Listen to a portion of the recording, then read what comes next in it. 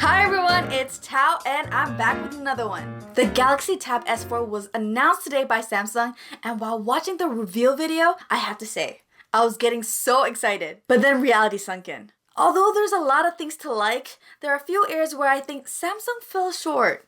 A lot of people have been wondering why Android manufacturers like Samsung even bother with tablets when everyone's buying an iPad. I, for one, applaud Samsung for their efforts, as a monopoly in the market is the worst thing for us consumers. I'm a fan of tablets and use the 10.5-inch iPad Pro as my tablet device of choice. Today, I want to go over my initial thoughts on the Galaxy Tab S4, what are the things I like, what are the things I don't like, and how I think it'll fare against Apple's Pro tablet on the market. I've also included the full spec sheet for the Galaxy Tab S4 in the description in case you want to review it for yourself. So enough with the chit chat, let's get right into it. The S Pen is included in the box. This is a great selling point, as going with the iPad Pro route, you have to shell out an extra $100 for the Apple Pencil. The add-on keyboard cover is also cheaper than the iPad Pro Smart Keyboard. It costs $150 versus the $160 Smart Keyboard from Apple. I really like the aesthetics, and it looks like it actually has a pen holder to keep it attached to the tablet when not in use, unlike the iPad Pro. Samsung DeX is a feature that lets you connect your Galaxy device to a monitor, keyboard, and mouse for a desktop experience powered by your phone. I've always been skeptical about Samsung DeX, as it requires you to have a monitor, keyboard, and mouse laying around. Chances are, if you have those, you have a computer to go with it. But on a tablet, this makes total sense. From what I can tell, when you dock the Tab S4 into the keyboard cover, it will automatically launch into DeX mode. A knock on the iPad Pro is that it shares the same layout as the iPhone.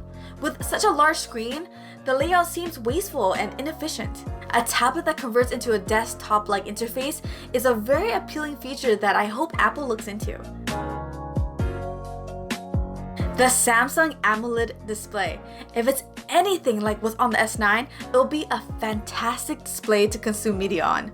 Expandable storage. Having expandable storage is invaluable for a productivity device that will quickly fill up with documents, videos, and photos. Quad stereo speakers tuned by AKG with Dolby Atmos.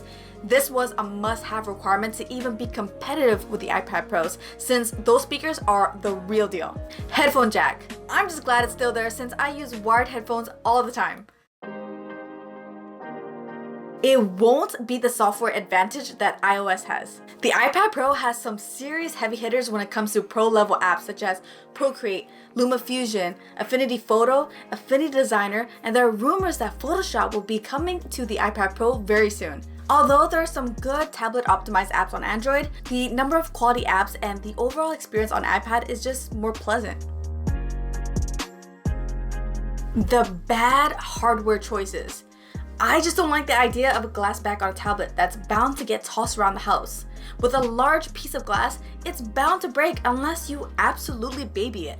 They're putting a Snapdragon 835 instead of a Snapdragon 845, which comes in the Galaxy S9. Why not put the most current chipset in a flagship tablet? It also comes with 4 GB of RAM. Android phones are starting to ship with 6 and 8 GB. A productivity-focused tablet probably needs more than 4. For a tablet that's priced almost the same as an iPad Pro, these hardware choices definitely don't justify it. The price doesn't make it very competitive. Apple is crushing the tablet space right now because the iPad Pro is arguably the best tablet on the market. They've priced it so. Don't get me wrong, it's still overpriced. If the Tab S4 was $100 to $150 cheaper, it might sway some people to buy it over the iPad Pro. But for a tablet that costs almost just as much as an iPad Pro, it's going to be hard to sell to the average consumer who, when they think of a tablet, gravitate immediately to an iPad. There you have it, my initial thoughts on the Galaxy Tab S4 by Samsung. Having spent a good amount of time with the older Tab S3 this past year, the iPad Pro came out on top for me. I do plan on picking up the Tab S4 to compare it to the iPad Pro, especially for the DeX feature, but will likely wait until it receives a price drop. With Microsoft also launching the Surface Go at a much friendlier price point, it's going to be interesting to see how well the Tab S4 sells. Disagree with my take on the Samsung Galaxy Tab S4? Let's talk about it. Leave your thoughts in the comment section down below. Until the next one, peace. Bye!